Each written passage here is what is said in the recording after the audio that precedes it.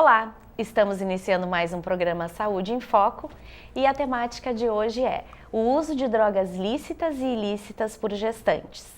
Nós vamos abordar todo um panorama, tanto a nível de país quanto de município, né? Nós vamos falar também a respeito do impacto na saúde, tanto da mãe quanto do bebê, do uso dessas drogas, e também a questão da importância do acompanhamento multiprofissional para essas mães, né? Para falar desse assunto, nós temos aqui no estúdio vários convidados da área da saúde, né? A doutoranda em Ciências Odontológicas pela UFSM, Marília Maronese, o mestrando em Ciências Odontológicas pela UFSM, Anderson Tâmbara. Nós também temos a professora de Psicologia aqui do Centro Universitário Franciscano, Fernanda Jäger, que já é nossa convidada mais que especial desse programa, né, para fazer as considerações também. A mestranda no mestrado profissional em Saúde Materno-Infantil, Bianca Bianchini, que está fazendo a sua dissertação de mestrado sobre o assunto. Nós também temos a acadêmica de odontologia, Luísa Borghetti, que também está fazendo o seu trabalho final de graduação sobre essa temática e também a iniciação científica. E nós temos uma convidada também muito especial, que é a acadêmica de odontologia Isabelle. Ela é mamãe da Helena e ela veio contar para nós um pouco da sua história e da sua experiência. Então, pessoal, muito obrigada a todos pela participação aqui, pelo convite, né? Eu queria começar a nossa conversa falando sobre esse panorama, essas estatísticas, né? De mães usuárias, tanto de drogas lícitas quanto ilícitas. Tanto no município, até em nível global, alguns números que a gente possa ter, e também no país. Começamos pelo nível global e país, né? Primeiramente, professora Patrícia, muito obrigada pelo convite, por estar aqui hoje. E é importante salientar também que o consumo de drogas lícitas e ilícitas por gestantes, ele é um problema de saúde pública. Por quê? Porque ao consumir as gestantes, elas podem ter impactos tanto para a gestante como para o feto. Pode causar parto prematuro, danos encefálicos para o bebê, baixo peso ao nascer, entre outros problemas. Por isso, esse problema ele deve ter especial atenção dos profissionais da área de saúde. Nesse sentido, é importante lembrar que a gente precisa de ações que sejam multidisciplinares, porque hoje sabe-se que para promover a saúde, apenas essas estratégias elas são de fato efetivas. Não adianta estratégias isoladas por parte dos profissionais da saúde. E quando a gente fala num contexto a nível mundial, existem divergências quanto às estatísticas no consumo de drogas lícitas e ilícitas por gestantes. Mas estima-se que a prevalência a nível mundial ela seja de aproximadamente 10% em relação ao uso de álcool. Mas as estatísticas variam bastante, entre 10% e 60%. No Brasil, um estudo publicado no ano de 2017 pela revista Pan-Americana de Saúde Pública, mostrou que a prevalência é de aproximadamente 15%. Então, é uma prevalência relativamente alta e ela é muito preocupante.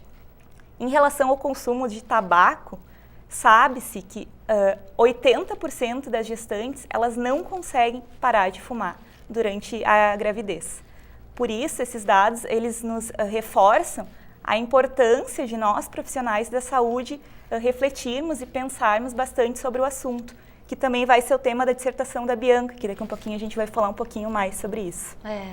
E são números altos, né? Sim. A gente percebe que também a importância de estarmos discutindo esse assunto e pensar a nível de município, para a partir disso também começar a se traçar e se planejar ações para que a gente sensibilize, né, e esclareça essas mães. Isso. Então, a nível de município, Anderson, tu tens dados bem já atuais, né, e que pode nos passar. Sim, em Santa Maria, né, o nosso município, que faz parte da 4ª Coordenadoria de Saúde, né, que engloba 32 municípios, aqui o pré-natal odontológico e pré-natal da saúde em geral, né, é super importante, porque é a partir disso que essas gestantes terão um acompanhamento, né, de todo da sua gestação, tá?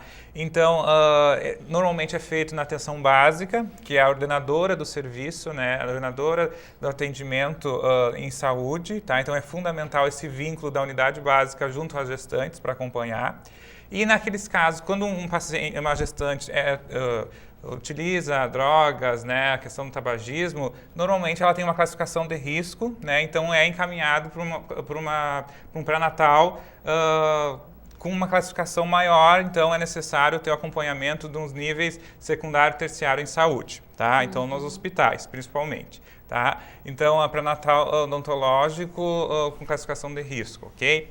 Então, diante disso, é fundamental a gente ter esse controle, acompanhamento multiprofissional, tá? Em Santa Maria existe o Sorria Santa Maria, que é um projeto que ocorre nos sábados, onde aqueles pacientes, né, gestantes que não têm um acompanhamento na sua atenção básica, porque a gente tem uma cobertura muito baixa, né, pode no sábado, né, realizar esse atendimento, pelo menos uma consulta odontológica, porque a gente sabe que a interconsulta é fundamental. E, além disso, né, com o seu médico, né, ou com a equipe da enfermagem, durante o processo na unidade básica. Tá? Então, Santa Maria, além de toda essa organização, existe grupos de tabagismo. Tá? Então, esses grupos de tabagismo que têm a função de motivar esses usuários, né, a pararem de fumar, porque, como a Marília falou, 80% das gestantes acabam não parando de fumar, né, sendo que é um pretexto bastante importante para nós diminuirmos esse consumo de tabagismo. Então, é fundamental a gente ter esse controle, tá? Então, existe grupos, existe atenção básica nas unidades, existe a evolução, né, na integralidade até um hospital. Então, é fundamental isso. A gente sabe que em Santa Maria existe grande quantidade de gestantes ainda fumantes, né? Então, os índices através dos sistemas de informações da cidade mostram isso, né? Então, é fundamental, sim, a gente ter esse controle e também mostrar a importância de forma multiprofissional, através da nutrição, através da farmácia, através dos enfermeiros, fazer um trabalho multi para que a gente consiga ser efetivo nas nossas ações, né? A gente acredita que ações pontuais, por exemplo, o dentista cuidando só no consultório da gestante, né, abordando este tema, ou a nutricionista pontual, a gente acredita que não é tão efetivo quando a gente fala de forma multi, né? Através de um acolhimento, através de uma classificação de risco, através de uma consulta mais ampla, né? Que em Santa Maria está sendo realizado também. Okay? Ótimo. E pensando em tudo isso que o Anderson falou, dessa importância dessa abordagem multiprofissional e como o município se organiza, os profissionais eles têm que entender os efeitos, né, que causam no organismo, os efeitos danosos ao organismo, tanto da mãe quanto do bebê.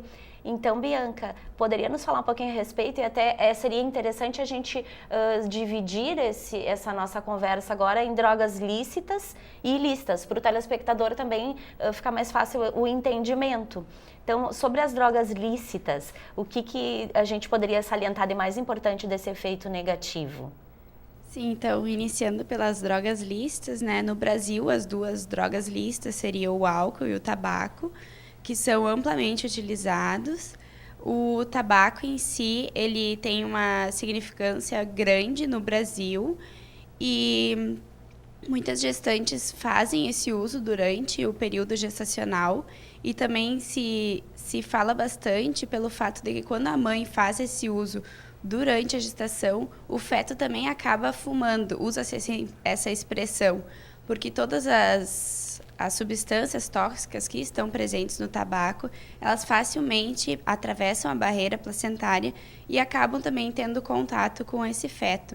Então, ele acaba sofrendo todas essas consequências e, além da mãe, né, pelo fato do tabaco ser um estimulante leve do sistema nervoso central, ela tem as consequências deste uso e também o bebê, como, por exemplo, o monóxido de carbono presente no tabaco, ele atravessa facilmente a barreira e, como ela tem bastante afinidade com as hemoglobinas do feto, pode acabar gerando, por exemplo, uma hipoxemia fetal e isso levando a alguns problemas respiratórios para esse feto, ou então um parto prematuro, um baixo peso ao nascer, entre várias outras consequências.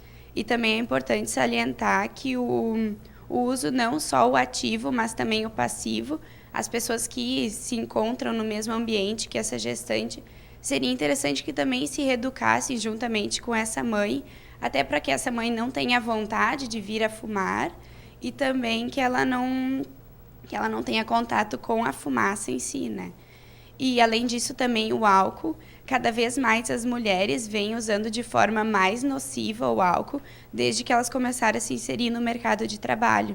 Então, esse dado ele foi se aumentando a partir dessa inserção progressiva das mulheres e isso fez com que também se ocorresse, né, consequentemente, a utilização durante o período gestacional. E é importante que na gestação em si não se tenha uma dose definida do que pode gerar uma consequência para esse feto. Então, também se considera que depende muito da gestante e da idade gestacional que ocorre esse uso. Então, é importante, desde o início, já começar a se cuidar, diminuir esse hábito, porque já no primeiro trimestre gestacional já pode ter alguma consequência. E essas consequências, tanto a nível de organismo, mas também pensando na saúde bucal, a gente está aqui diante de vários cirurgiões dentistas e essa é a nossa preocupação, então, né, por lesões que podem acometer a saúde bucal e também prejudicar o feto, né? Como você salientou, parto prematuro, baixo peso ao nascer, isso tudo tem um impacto no bebê também. Luísa, você está fazendo a sua iniciação científica sobre a temática e o seu trabalho final de graduação também, né? Tu fala um pouquinho para nós, então, sobre essas questões do impacto na saúde bucal. Bom, eu vou falar um pouquinho sobre as drogas lícitas e a condição bucal da gestante.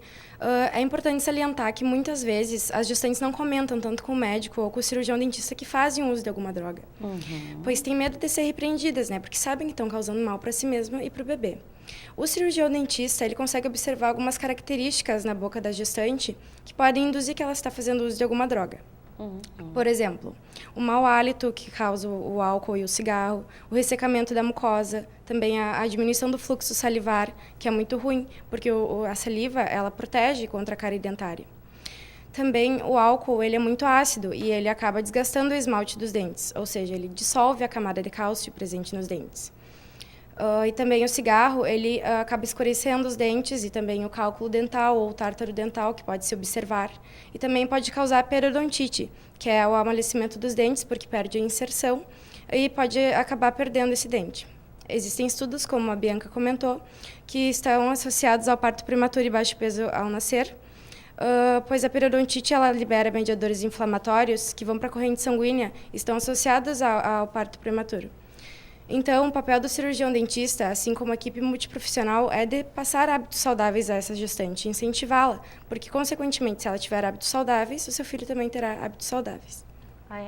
Tu falou em coisas extremamente importantes e pontuais, porque uma coisa que tu salientou que eu gostei, a dificuldade, às vezes, da gestante falar sobre o assunto, de admitir que ela está fazendo uso, tanto para a equipe, eu acho que isso é uma das maiores dificuldades que a gente está encontrando também na pesquisa da Bianca e na tua, de uma certa vergonha de estar talvez fazendo algo errado ou prejudicando o seu filho, né? E isso acaba sendo preocupante, porque nós precisamos desses dados para daí sim fazer as ações e motivar mais, né? E esclarecer mais essas mães.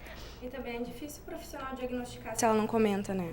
Tem que observar essas características, nós, dentistas, ainda temos essa questão de poder fazer esse exame e nos dar algumas respostas que podem chegar a um diagnóstico provável que esteja fazendo uso, né? Mas às vezes numa entrevista isso fica mais difícil. Sim. Quando nós falamos disso, aí a gente tem um exemplo de uma mamãe que fazia o uso de tabaco, né? Fumava, era fumante. E álcool também. E quando você se viu grávida, né? Como que foi isso para ti? Porque tu é jovem, né? Estava nesse processo todo, já vinha há anos, e daí, de repente, você estava grávida. Eu conheci meu namorado e ele trabalha num núcleo de pessoas e tem um núcleo de amigos que todos são fumantes. E eu acabei, não sei, acho que talvez por querer me inserir naquele núcleo e fazer amizades, enfim. Comecei a fazer uso do tabaco com 17, 18 anos. E aos 19 eu descobri que eu estava grávida. E foi bem difícil, né? Não só a parte do ter que largar o tabaco, e sim a gravidez em si. Acho que a partir do momento que tudo sai do controle das nossas mãos, acontece uns minutos de desespero, no qual a gente se vê perdida. E eu acho que uma das coisas que me ajudou, assim, a largar o cigarro e parar total e não querer nunca mais nem chegar perto de alguém que fumasse ou, enfim, foi a informação. Eu acho que ele é um bem muito precioso, né? E tendo a informação de que aquilo faria mal. E tudo isso que a gente aprende, eu como acadêmica de odontologia, eu sei de todos os maus que causavam para mim, imagina para o meu bebê. Então, tendo a informação, eu consegui ter esse discernimento de parar e de não... A partir do momento que eu descobri que eu estava grávida, eu não fiz mais uso nem de tabaco, nem de álcool. E pessoas próximas a ti continuaram fazendo uso, esses grupos? Sim, normal, só que não perto de mim. Por exemplo, quando a gente fazia algum churrasco, alguma coisa que era muito normal, fumar todo mundo junto, a partir desse momento todo mundo começou a respeitar. Até o meu marido mesmo incomodava o pessoal que convivia com a gente, porque no fim é um monte de jovem, né? E eu engravidei com 19 anos, e é o pessoal fazendo festa, fazendo churrasco, se juntando, e bebendo, e fumando. E no início foi difícil para o pessoal também, né, ter essa atenção. Mas no fim deu tudo certo. Meu marido também parou de fumar dentro de casa, porque a gente fazia uso do cigarro dentro de casa, né?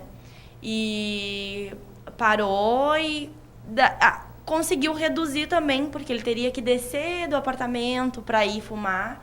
Então ele conseguiu reduzir também. Que bom, né? Claro que tu teve todo um apoio familiar no teu pré-natal também, com certeza teu médico te orientou, tu tem um esclarecimento, né? E tu teve todo um apoio. Isso é super importante, né, Fernanda? Assim, a psicologia acaba também sendo bem importante nesse processo de dar esse apoio, esse suporte, e isso acaba mudando a postura, né, da mãe frente ao uso de uma droga. Com certeza, a informação é um elemento fundamental, né? A gente sabe que a gestação, por si só, ela já gera uma série de manifestações, tanto transformações físicas, quanto hormonais, enfim, quanto também psicológicas.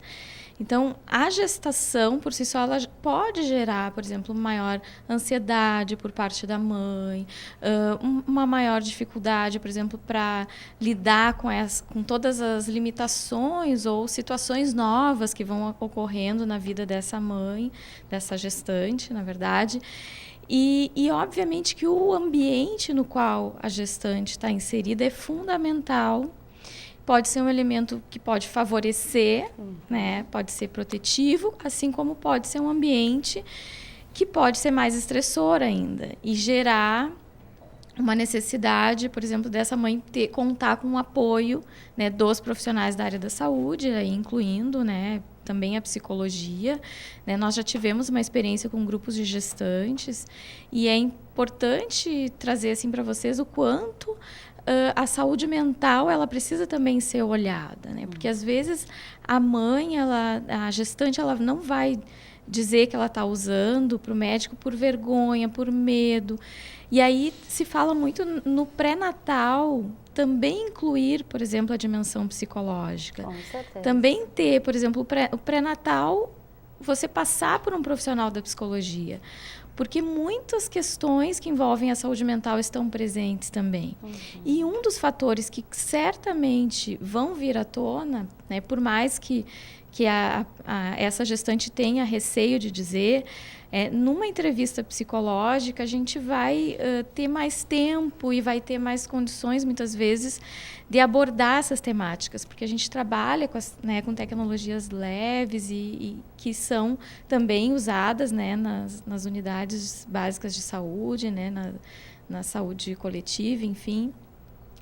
que vão favorecer. Então, tanto os grupos, né, a realização de grupos, quanto as entrevistas, né, elas podem ser momentos onde você vai ajudar essa gestante, vai orientá-la, né, e ao mesmo tempo vai fazer aquilo que a gente chama de holding, né, que é fazer um acolhimento, assim, algo, dar uma sustentação para que essa mãe também consiga manifestar suas ansiedades, os seus medos, os seus temores, e possa aprender também a lidar, né, com essas situações, como, por exemplo, o uso, né, de substâncias, né, como, que são por exemplo, nocivas são aos nocivas, dois, né? Tanto que a mãe trazem, quanto... trazem malefícios tanto para a saúde da mãe quanto para a saúde do bebê. Sim.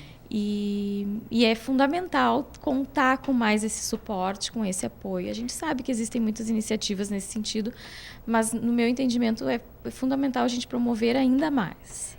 Agora nós nos preocupamos, claro que as lícitas elas têm todo o nosso olhar também e a nossa preocupação, mas quando nós falamos em drogas mais pesadas no sentido do vício, da dificuldade de largar durante a gestação, de parar, né, com crack, com cocaína, né, com heroína, porque a gente vê que a dependência que causa no organismo é maior, aí isso acaba nos deixando mais intrigados ainda e preocupados e com vontade de fazer algo mais, né?